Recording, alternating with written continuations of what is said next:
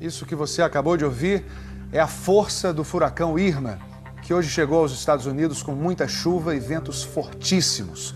Atingiu primeiro um conjunto de ilhas no sul do estado da Flórida. E a gente vai agora até Miami, onde estão os enviados especiais Sandra Coutinho e Orlando Moreira. Oi, Sandra, qual é a situação aí na Flórida nesse momento? Boa noite para você, Ana Paula, para o Tadeu e para todo mundo. Olha, aqui em Miami já escureceu, mas o vento não dá tréguas. Por isso a gente fala aqui de dentro do hotel, porque as rajadas de vento são tão fortes que a gente não consegue nem ficar de pé ali fora. E a todo momento há pancadas de chuva torrencial. E olha, esse hotel é preparado especialmente para furacão. Você vê que a janela é feita de um material especial, ela não está coberta, é apenas o vidro, mas é um vidro especial, exatamente à prova de furacão. Tanto nós quanto a equipe da repórter Carolina Cimente e do repórter cinematográfico Anderson Gásio também estão abrigados nesse mesmo hotel, exatamente por essa razão. Exatamente por causa de tudo isso, 43 pessoas já foram presas por desrespeitar o toque de recolher em várias regiões. Essa primeira região atingida pelo Irma aqui nos Estados Unidos, como você dizia, as Florida Keys, né, como é conhecida essa região, elas são um pequeno conjunto de ilhas que ficou totalmente inundado. Ao longo do dia, o Irma perdeu força. Por volta das 4 da tarde, tocou o solo numa região chamada Ilha Marco, no sudoeste aqui do estado da Flórida, e logo depois foi rebaixado para a categoria 2. Mesmo assim, continua provocando estragos por onde passa. 28 pessoas morreram no Caribe. Aqui na Flórida, 3 pessoas já morreram, todas em acidentes de carro. 36 milhões de pessoas, neste momento, sentem os efeitos do Irma. A gente vai acompanhar na reportagem dos enviados especiais Carolina Cimente e Anderson Gásio, que acompanharam a situação ao longo do dia.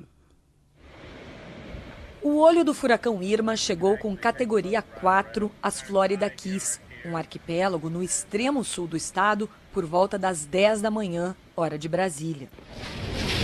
Esse meteorologista, na ilha de Sandal Bunch, se arriscou para tentar medir a velocidade do vento e marcou quase 200 km por hora. Tampa, 400 km ao norte, amanheceu calma e demonstrando um efeito curioso do Irma.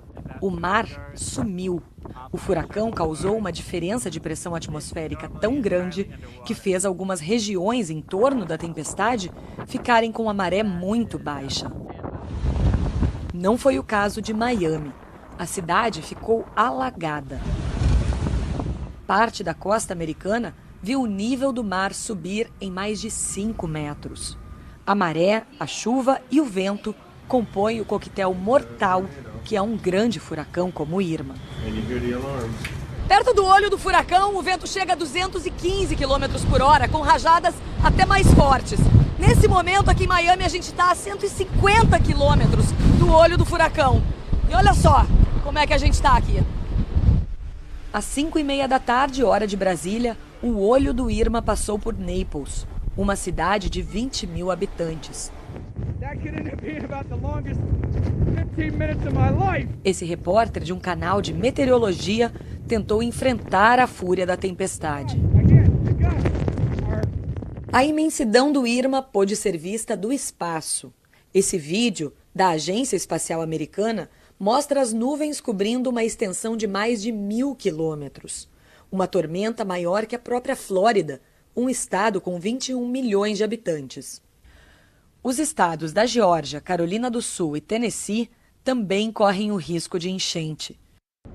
Em Cuba, ontem, as ondas chegaram a 11 metros. O furacão atingiu o país na categoria máxima, 5. Na capital, Havana, os moradores foram resgatados de barco. Os ventos de 300 km por hora deixaram a ilha de Barbuda um paraíso tropical praticamente inabitável. A ilha de São Martinho, que é parte território francês e parte holandês, também ficou quase toda arrasada. Essa encosta nas Ilhas Virgens Britânicas ficou parecendo alvo de um bombardeio. A ONU estimou que 37 milhões de pessoas, praticamente toda a população do Caribe, sofreram o impacto de um dos maiores furacões já registrados na história. Olha, aqui neste momento, 3 milhões de casas e lojas da Flórida estão sem energia elétrica, inclusive aqui o nosso hotel, que só está funcionando à base de gerador, mas isso com luz apenas nas áreas comuns. Não tem luz nos quartos, os elevadores não estão funcionando, os ar-condicionados não estão funcionando, apesar de ter muito vento e muita chuva lá fora, está muito calor. Aqui na Flórida, 6,5 milhões de pessoas foram retiradas das casas aqui na Flórida, a maior retirada obrigatória da história do estado. Na Geórgia, 540 mil pessoas também já receberam ordem para deixar as casas e 125 mil pessoas estão, nesse momento, em abrigos. Eu acompanhei como alguns brasileiros que moram aqui na Flórida se prepararam para a chegada do Irma. Enquanto Irma despejava sua fúria por onde passava, em terra nós encontramos histórias de solidariedade. Eu estou aqui na casa da Fernanda, que mora aqui em Miramar, só ela, o marido e os 2 cachorros. Mas por causa do furacão, ela decidiu receber mais 5 pessoas. A Josi, a Juliane, a Liz, de 6 meses, a Rosângela, que é a sogra dela. Olha, aqui na cozinha tem mais gente. O Vitor, que é o dono da casa, né, marido da Fernanda, e o Jerônimo. Eles protegeram as janelas com placas de alumínio. Na garagem, o gerador emprestado e combustível, para manter pelo menos o micro-ondas, o ventilador e algumas luzes funcionando. Aqui a gente tem um pouquinho de tudo, né? Porque eles mandam ter água, tem bastante água aqui que a gente está reciclando, bastante água aqui em garrafa. Nós temos aqui também uns 5 galões aqui. E aí tem pão, tem biscoito, tem chocolate. Quem mais pesou na decisão foi a pequena Liz. Ela é filha da Juliane, que mora em Goiânia. E quando marcou a visita à irmã, não podia imaginar que um furacão também estava a caminho da Flórida. A princípio eu estava amando a viagem, né?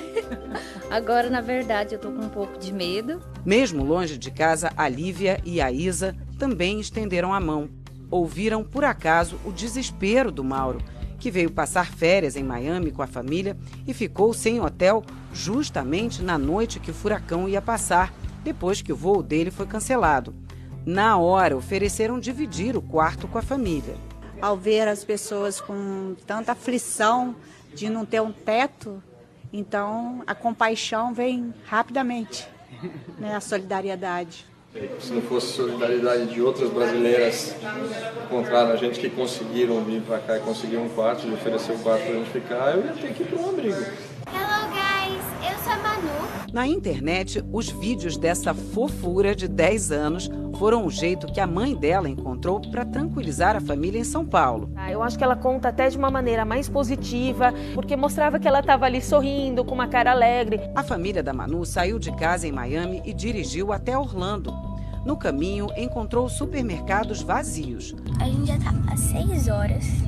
Tipo, a gente entrou no carro às 4h50 e são 11 horas. Yay! De Orlando, a família ainda pegou um avião para Washington para ficar bem longe do furacão.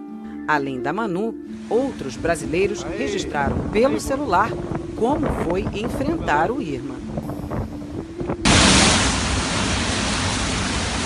A gente está a 140 quilômetros do olho do furacão Irma. Acabou de passar um tornado agora há pouco aqui. A gente está dentro de casa e vendo a Irma passar. Está parecendo um rio mesmo. Gente, o barulho é apavorante, parece um filme de terror.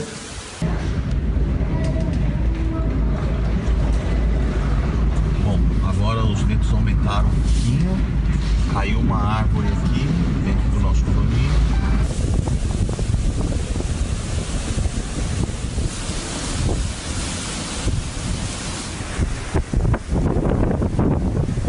A qualquer momento a gente deve ficar sem luz, a luz já está começando a falhar. Estamos aqui sem luz, acabou a luz de vez. Estamos na luz de lanterna e o furacão está passando bem forte agora, muito barulho. O problema começou agora então a aumentar. O vento, a noite toda foi muito vento, muito forte.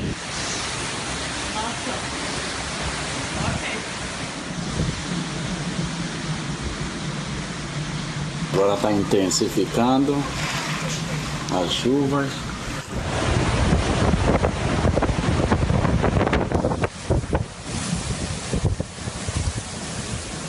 Uma rua que geralmente sempre está cheia, né? Você vê que está praticamente vazia, ninguém nas ruas. Encontrei mais um lugar, um único posto aqui por enquanto que eu encontrei, mas você pode ver que as coisas estão vazias aqui atrás, muita gente tentando pegar aqui o que consegue. Estou filmando dentro da garagem do meu prédio. O vento está muito forte, a água está entrando por todo lado. São ventos de 90 a 120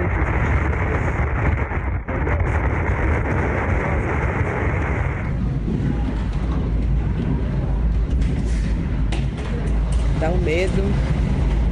2 furacões de alta intensidade em menos de uma semana. 3 furacões ao mesmo tempo no Oceano Atlântico. Isso é culpa do aquecimento global? Bom, nós estamos no pico da temporada de furacões. E é normal que se formem mais de 20 furacões no ano. Até agora não há nenhum indício de que o aquecimento global esteja mudando o número de furacões. Mas há cada vez mais evidências de que o aquecimento está, sim, deixando os furacões cada vez mais fortes. Por quê? Porque o principal combustível para um furacão é a água do mar mais quente. Desde a Revolução Industrial, quando começamos a usar carvão, petróleo, os combustíveis fósseis que provocam o aquecimento global, o planeta já está 1 grau mais quente. Só que isso é a média. Em alguns lugares, esquenta mais. Para se formar um furacão, é preciso que a superfície do oceano esteja em quase 28 graus. É bem quente. Bem mais do que as praias do Nordeste, com água a 23 graus. Mesmo a temperatura das do Rio no ano passado, quando tivemos alguns dias de Caribe, até com cardumes de sardinhas dando espetáculo. A receita para formar um furacão se completa com alta umidade no ar e ventos de direção contrária que se encontram. Os furacões do Atlântico começam como tempestades no norte da África e sempre vão na direção oeste. Conforme avançam sobre o oceano, vão se juntando e sugando o calor da água. Mais vapor se forma, aumenta a umidade, que por sua vez alimenta o furacão. Ele perde força se encontra água fria ou terra. Essa imagem de satélite mostra como, depois de sugar a energia do calor, o furacão deixa um rastro de água mais fria. Quanto mais calor, mais água se concentra no furacão. A água quente do Caribe é para o furacão como gasolina para o fogo. A cada grau a mais na água, aumenta em 7% a umidade do ar. O Harvey, que atingiu a cidade de Houston, no Texas, derramou 1,30 m de água em apenas uma semana.